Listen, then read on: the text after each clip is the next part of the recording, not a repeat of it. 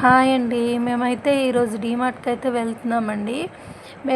మేముండే ఏరియా అయితే చూపిస్తాను చూడండి. అసలు చాలా రోడ్డుకు రెండు వైపులా చెట్లతోని చాలా ప్లెజెంట్‌గా ఉంటుందండి వాతావరణము.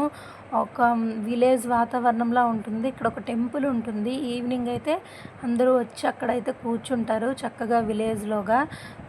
ఇక్కడ అంటే ఇంకా మొక్కలు, చెట్లు ఇంకా విలేజ్ లానే అనిపిస్తుంది. ఒక సిటీలో ఉండి కూడా ఇలాంటి వాతావరణంలో ఉండడం అయితే చాలా హ్యాపీగా ఉందండి.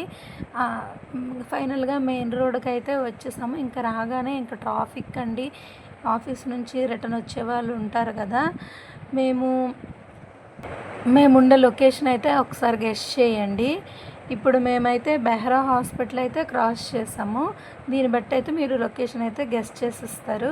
ఫైనల్‌గా డీమార్ట్‌కి అయితే రీచ్ అయిపోయామండి. ఇప్పుడు ఈ డీమార్ట్ పక్కనున్న బిల్డింగ్ ఉంది కదండీ! ఆ బిల్డింగ్ ఒకప్పుడు బైపీసీ క్యాంపస్ వాగ్దేవి భవన్ అనమాట. శ్రీ చైతన్య క్యాంపస్. నేను అక్కడే చదువుకున్నాను. ఇప్పుడైతే ఆ డీమార్ట్ ఉన్న ప్లేస్ అనేది మాకు క్లాసెస్ ఉండేవండి. ఇప్పుడు అవి తీసేసి ఇంకా డీమార్ట్ కన్స్ట్రక్ట్ చేశారు.